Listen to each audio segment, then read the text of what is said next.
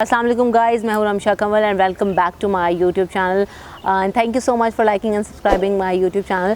अगर आप तक अभी तक आपने सब्सक्राइब नहीं किया है तो प्लीज़ सब्सक्राइब कर दें and hit the bell icon, ताकि जो भी मैं वीडियो बनाऊँ वो आप तक फौरी तौर पर पहुँच जाए। इंस्टेंट नोटिफिकेशन ऑन कर लें।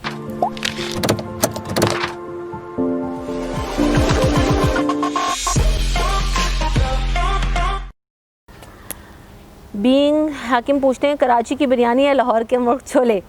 तो भाई नो डाउट अबाउट इट कि लाहौर में बेचारे कितनी भी मेहनत कर ले खाना अच्छा नहीं बना सकते कराची वालों के टेस्ट के मुताबिक। चाहे वो शेफ़ जो है ना वो कह भी लें कि कराची से हमने बुला के और इसको यहाँ पे बिरयानी बनवाई है, लेकिन बेचारों से बिरयानी नहीं बनती। लेकिन मुर्ग छोले लाहौर की स्पेशलिटी है और कराची वालों की स्पेशलिटी बिरयानी, निहारी और हलीम है, और क्या ही कहने।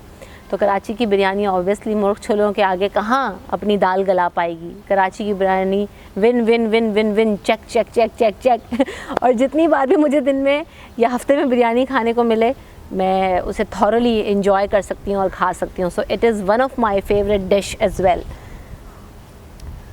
अच्छा जी, अली बंदूक वाला, ये कैसा नाम है? फिर वो ऐसे ही नाम आ गया। वालेकुम अस्सलाम वालेकुम।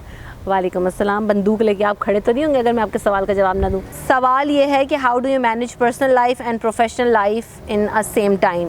भाई पर्सनल लाइफ और प्रोफेशनल लाइफ अक्सर लोग जो टीवी पर आते हैं उनकी जो है ना वो ऑलमोस्ट लोग मिक्स ही कर देते हैं, और ये हमारे यहाँ पाकिस्तान में बड़ा गलत ट्रेंड है कि सेलिब्रिटीज़ या टीवी पे आने वाले लोग, या मैं अपने आप को सेलिब्रिटीज़ में काउंट नहीं करती, लेकिन बस थोड़ा बहुत काम हमने भी किया ही है भाई।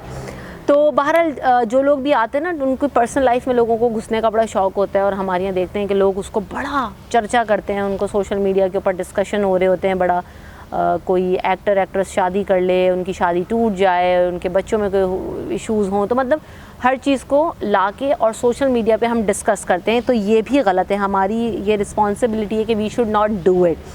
तो मैं अपनी पर्सनल लाइफ और प्रोफेशनल लाइफ को कैसे मैनेज करती हूँ, मेरे लिए शुरू में जब जावियान बहुत छोटा था तो बड़ा मुश्किल था उसको मैनेज करना और साथ साथ काम भी करना, बट मैंने उस पीरियड में भी जो है ना वो काम किया है और उसको मैनेज किया। तो जब आपका पैशन होता है, जब आपका शौक़ होता है, तो आप चीज़ों को मैनेज कर लेते हैं, but you deliberately need your family support, your friends की सपोर्ट, ताकि आप ईज़िली चीज़ों को मैनेज कर सकें।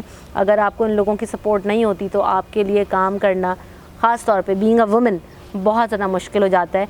और हमारे जो मुल्क में ट्रेडिशंस हैं, जो रिवायतें हैं, जो रिवाज हैं, उसमें हमारी यहाँ ख़वातीन को जो है ना वो मैंने ये देखा है कि बहुत ज़्यादा सपोर्ट नहीं मिलती और बड़ा मुश्किल होता है उनके लिए काम करना, सर्वाइव करना। तो ज़ाहिर सी बात है रिस्पॉन्सिबिलिटीज़ भी होती हैं, आपको वो भी देखना है, पर्सनल लाइफ में भी होती हैं और आपकी प्रोफेशनल लाइफ में भी रिस्पॉन्सिबिलिटीज़ होती हैं, तो आप ओवर बर्डन हो जाती हैं। और ख़वातीन चूँकि इमोशनली इतनी ज़्यादा स्ट्रॉन्ग भी नहीं होती, तो आपको इन सारी चीज़ों से डील करना बहुत मुश्किल होता है। It is very very very complicated, but once you want to do it, so you have to do it in any way, in any case. तो आप कर लेते हैं, वो फिर कर जाते हैं, और मुझे नहीं पता मैंने कैसे कर लिया, बस कर लिया, ऐसे ही किया शायद जैसे मैंने आपको बताया। What is your son name? ये मुझसे पूछा वाजिद ख़ान ने। माई सन नेम इज़ मोहम्मद जावियान माशाल्लाह से, और वो 2 साल के हैं। और जब भी आप जावियान को तस्वीरों में देखें तो माशाल्लाह ज़रूर कहा करें। आरिस जट पूछते हैं बर्थडे प्लेस। भाई मैं कराची से हूँ, कराची से हूँ, कराची से हूँ। वकास पूछते हैं कि आपको कॉन्फिडेंस कैसे मिला। So confidence one is a built in thing. अल्लाह ताला जो है वो एक तो नेचुरल होता है, एक कॉन्फिडेंस जो अल्लाह ताला लोगों में देता है। दूसरी चीज़ ये कि जो आपके इर्द गिर्द लोग होते हैं, सबसे पहले आपके माँ बाप जब बच्चे को ग्रो कर रहे होते हैं तो कितना कॉन्फिडेंस उसको देते हैं। जब वो बच्चा छोटे से लेकर बड़ा होता है तो डिफरेंट फेजेस आते हैं बच्चे के, पहले बेड से नीचे गिरने से लेकर उसके लाइफ में आला मकाम हासिल करने तक, एजुकेशन तक, और जितनी भी आपकी एबिलिटीज़ हैं उनको इन्हांस या ग्रो करने में, तो ये आपके माँ बाप के ऊपर होता है कि वो आपको कितना कॉन्फिडेंस देते हैं। बिल्कुल ऐसे ही मेरे साथ भी हुआ कि जैसे कि क्योंकि आपको पता ही है कि मैं डिबेट में हिस्सा लेती रही, पार्टिसिपेट करती रही, पब्लिक स्पीकिंग करती रही, तो एक तो उससे चूँकि अब आप लार्ज गैदरिंग से बात करते हैं तो आपको बचपन से ही जो है ना वो चीज़ें बिल्डअप होना शुरू हो जाती हैं और आपके जो फियर्स हैं वो ख़त्म होना शुरू हो जाते हैं, लोगों को फेस करने के, कम्युनिकेशन स्किल्स आपके डेवलप हो जाते हैं। तो जब ये चीज़ें आपके अंदर होती हैं तो आपको ऑलरेडी आपके अंदर जो है ना वो एक कॉन्फिडेंस बिल्ड हो जाता है।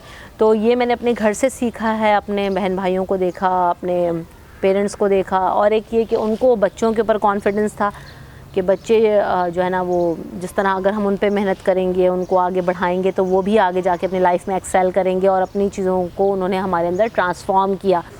तो एक वो चीज़, एक इन्वायरमेंट बहुत मैटर करता है कि घर में ओपन इन्वायरमेंट मेरा, जो चीज़ करना चाहिए हमेशा उसको वेलकम किया गया, डिस्करेजमेंट नहीं मिली, डिस्करेज नहीं किया गया, जिसकी वजह से बच्चों का जो कॉन्फिडेंस है वो बहाल होता है, वो बढ़ता है। तो ये चीज़ शुरू से ही मिलती रही तो वो सारी चीज़ें मिलके जमा होती जाती हैं। एजुकेशन आपको बहुत ज़्यादा ग्रूम करती है, आपके कॉन्फिडेंस को इन्हांस करती है। आप जब तक पढ़े लिखे नहीं होंगे, बाशऊर नहीं होंगे, तो आप बात करते हुए 100 दफ़ा फिर आपको सोचना चाहिए। अगर आप सोच के बात नहीं करेंगे तो फिर आप वो फिर बेवकूफ़ों वाली हरकतें करेंगे, जाहिल कहलाएंगे। तो बेसिकली एजुकेशन बहुत ज़्यादा मैटर करती है, आपका फैमिली इन्वायरमेंट बहुत ज़्यादा मैटर करता है, आपकी तरबियत बहुत मैटर करती है।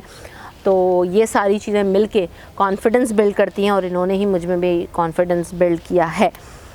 बहरहाल जिन लोगों में कॉन्फिडेंस होता है, जो लोग कॉन्फिडेंट होते हैं, वो ज़िंदगी में बहुत आगे जाते हैं, चाहे वो किसी भी फील्ड में। और हमारी जो फील्ड है, जिस तरह हम लोग काम कर रहे होते हैं मीडिया में, ऑन स्क्रीन, उसमें अगर आपके पास कॉन्फिडेंस नहीं है so you are zero. Okay, Malik Asif पूछते हैं कि do you read our reactions on your pictures in DM.